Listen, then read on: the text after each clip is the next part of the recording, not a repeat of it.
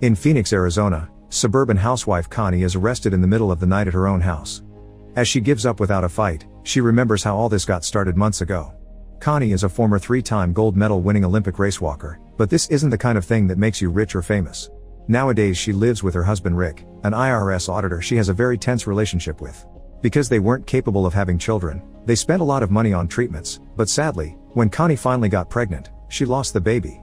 That's when Rick decided to take a traveling position at work, so he can be away for 3 weeks every month. When he's home, he doesn't treat Connie well, constantly reminding her that she's jobless, that they lost money because she wanted to do multiple treatments when he was ready to give up after the first one, and scolds her for spending too much money on her obsession with coupons. That bit about an obsession is real. Connie hoards coupons and then buys things in large quantities, putting it all away in the nursery to cover the walls and forget about her loss. The good side of Rick not being around so much is Connie getting the chance to befriend her neighbor Jojo, who has a YouTube channel about saving tips and is coupon obsessed too. She lives with her mother Josie and is having trouble finding work because her identity got stolen not so long ago. In her free time, she flirts with the mailman Earl and sells makeup door to door, which isn't going very well either. Whenever Connie goes to the supermarket, she gives cashier Greg dozens of coupons for her purchase. It holds back the line for a while, but it also means her final ticket goes from over $100 to $16. Connie always likes to say that if you watch the pennies, the dollars will take care of themselves. One afternoon, while putting away the groceries on the shelves, she gets upset when she sees the baby wallpaper among the boxes, so she decides to eat a bunch of cereal as if it could heal her depression. The cereal turns out to be stale, so Connie uses all her current inner anger to send a complaining email to the cereal company. A few days later, Connie receives a coupon for free cereal in the mail with a letter from the company apologizing for the stale product. When she goes to the market to exchange it with a smug attitude, Greg explains she isn't special, all companies will send free coupons to people that complain. This inspires Connie to send a bunch of letters to different manufacturers even if there wasn't anything wrong with the products, which earns her a huge pile of coupons for free stuff. Connie shows them to Jojo, who is shocked to see such a strategy and even tries to buy a coupon from Connie because it would still be cheaper than the actual price. Her offer makes Connie realize selling stuff she got for free would give her 100% profit and it would make for a great business. After searching the internet, she discovers that the coupons are made in Mexico, not far from where she lives, so they could go and steal a bunch to resell. Jojo is skeptical at first, but since she's drowning in debt, she accepts to help. Meanwhile in Nevada, loss prevention officer Ken is doing his job at a local market. When a cashier has trouble with a coupon, he checks it out and quickly realizes it's fake. The manager asks if they can honor it anyway because the old lady has been their client for decades, but Ken refuses because rules are rules.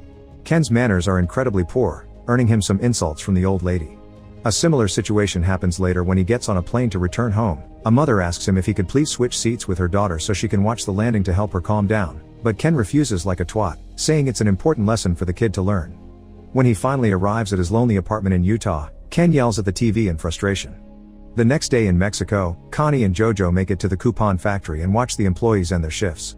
They decide to approach Alejandro and Rosa, a couple that is already breaking the rules but doesn't look too dangerous. The duo follows the couple with the car and they think they're about to get robbed, but after Connie and Jojo clarify they're there for help, they are welcome at Alejandro's house to have a little chat. It turns out Rosa is pregnant and their salaries are a joke, so it's easy for Connie and Jojo to come forward with their offer. If the couple steals coupons for them, they will resell them later in the USA and share part of the profits. Alejandro isn't sure it's a good idea, but Rosa convinces him to do this for the sake of their baby. Making a plan isn't too difficult. The factory is divided into printing, where Alejandro works, and redemption, where Rosa works.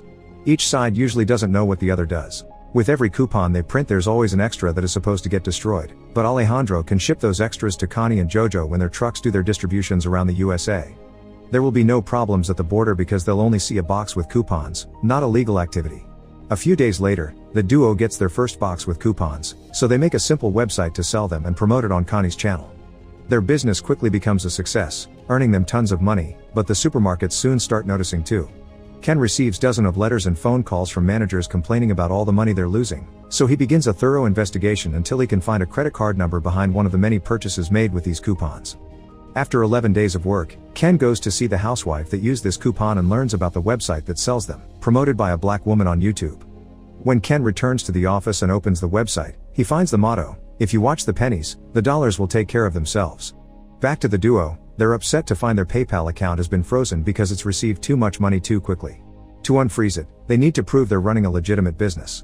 They don't know how to do this properly, so in their desperation, they decide to contact Tina, who is a famous hacker on the dark web. Tina scolds them for promoting this so freely because it can be all traced back to them, so after deleting JoJo's videos, she explains they need a front for their business so they can clean their money. They'll get a bunch of fake IDs, bank accounts, and a stash house to work in. Also, they must wait 6 months before spending their money so every connection they've established to their real names can have time to disappear. After agreeing Tina will get 10% for her help, she gives them a special encrypted USB stick for them to keep their important files in. Thanks to Tina's quick thinking, there are no clues left on the internet for Ken to follow. He goes to the FBI and gets told they'll look into it, but actually, they find a problem with coupons to be laughable, so they throw the case to their lowest desk worker Albert. Since he has nothing better to do, Albert accepts the case. Using JoJo's cosmetics brand as a cover and Tina's fake IDs, the coupon scam begins growing into a very profitable business again while Ken leaves messages for the FBI every day. 6 months later, the duo is ready to spend their money, but they remember Tina said it's dirty, so they have to clean it first. Remembering a story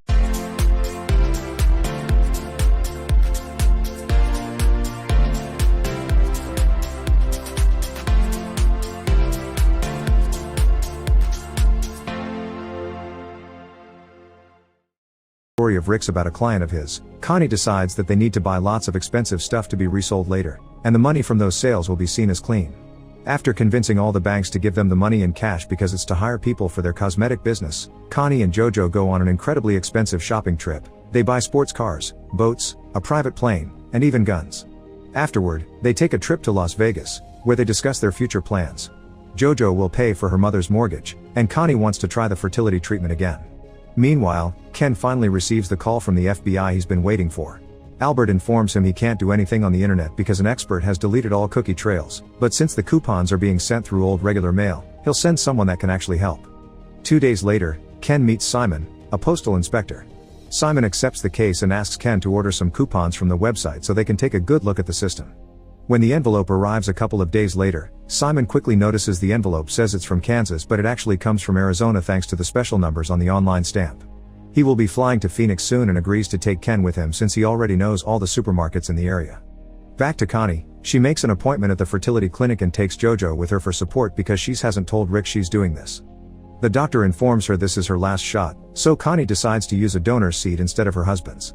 Later in the evening, Tina contacts them again to know where all the money has gone and gets very angry when she hears their reasoning because they missed the point. By using JoJo's cosmetics brand, they had already cleaned the money. Now they must sell everything they bought as soon as possible and put it back in the bank in small amounts per day. When Rick comes back from his latest business trip, he notices the new TV Connie has bought, so she tells him she's gotten a sales job and that she doesn't use coupons anymore. This greatly pleases Rick, who calls her a new wife, which makes Connie even sure to go through the treatment with a donor's seed. In the meantime, Ken and Simon are interrogating all the cashiers in the area, asking for any clients with coupon obsessions. When they get to Greg, they find the information they need. He doesn't know Connie's name, but he gives them her description and mentions her 2 pennies motto, which Ken remembers having seen on the website. The next day, they go to the local post office to see if any of the workers knows anything about a coupon blonde. Nobody remembers Connie, but when they hear the word coupons, they snitch on Earl because he always was watching JoJo's saving tips on YouTube. Back to the duo, selling all their stuff on eBay is becoming too hard because there's so much of it. When they go to a cafe for a drink they find 2 men from a gun club, so they get their club's address and visit it later with all their weapons for sale. JoJo makes an amazing sales pitch but the leader still refuses to buy them, so the duo agrees to make them a good discount if they buy them all, sealing the deal. Ken and Simon interrogate Earl in private, but he refuses to give them any information. Once he's released, he goes to JoJo's house. There, he leaves her a note in an envelope disguised as regular mail among the bills which Josie takes without understanding how important it is. What Earl doesn't know is that Ken and Simon have followed him there, and now they'll do surveillance outside the house for as long as they need. Night has fallen by the time JoJo comes home, and the men realize this is the black woman the housewife had seen on that YouTube video, when JoJo comes out of her car and begins dancing in the middle of her driveway to celebrate the amazing deal she made earlier. The next morning, JoJo is distracted by an argument with Josie and pays no attention to the mail, so she drives to the stash house as usual. Ken and Simon follow her there and see Connie as well, realizing she's the blonde from Greg's description. Simon gathers other postal inspectors to begin the operation properly, and now they have more details. It's very easy for them to find Connie's and JoJo's identities, especially when they show a picture to Greg and he confirms it. Later that night, JoJo can't sleep, so after checking on her mom, she goes to the kitchen to get a snack. That's when she finally finds Earl's note urging her to leave town, but it's too late. Simon arrives with his men and arrests Connie, JoJo, and Josie. After their homes and the stash house are raided, The arrest appears on the news, and Earl is surprised to see JoJo's face on TV. When the interrogations begin, Rick and Josie quickly say they had nothing to do with it and accept to cooperate with the authorities. JoJo tries to play the innocent card and pretends she doesn't know what they're talking about, but they've found her videos on her computer. Connie, on the other hand, admits her crime, but she's shocked to hear that they may be facing 40 years to life for fraud. If she takes full responsibility for starting all of it, they'll go easier on JoJo, so Connie accepts the deal. JoJo is released on bail. She thinks Josie paid it, but it was actually Earl, who is waiting for her outside with flowers. Sadly, Connie isn't as lucky. Rick only visits her to scold her and refuses to pay the bail, so Connie asks for a divorce. The investigation continues and the inspectors trace the coupons back to Alejandro and Rosa, but by the time they discover this, the couple has already disappeared. Since the trail has gone cold, the Mexican government won't go after them. Connie hires a rather expensive lawyer, and this proves to be the right decision. On the day of the trial, the lawyer convinces everyone that Connie and JoJo just made use of a loophole the same way corporations do all the time. His tactic is a success and JoJo gets 10 days in prison plus 1 year of probation, while Connie gets 11 months in jail with the possibility of parole. Simon and Ken aren't happy with this result and demand answers from the state attorney, who explains the judge went easy on the women because the brands on the coupons pressed for leniency to avoid bad press. For such megacorporations, the $80 million this scam cost them is just pocket change. Now the case is over, Simon must leave, but first, he tells Ken he's a good man and he's glad to have worked with him, but he also needs to dial down the attitude a little. As days pass, everyone's lives change. Ken begins being a little nicer, making exceptions for old clients with fake coupons and finally gathering the courage to make a profile on a dating app. Connie gets the divorce she wanted and the fertility treatment turns out to be a success, so she spends her months in prison with a big pregnant belly. The authorities take most of the scam's earnings, but luckily, they ignore the boxes in the nursery thinking it's just food, so JoJo gets to rescue those boxes, knowing Connie has been hiding cash in them all along.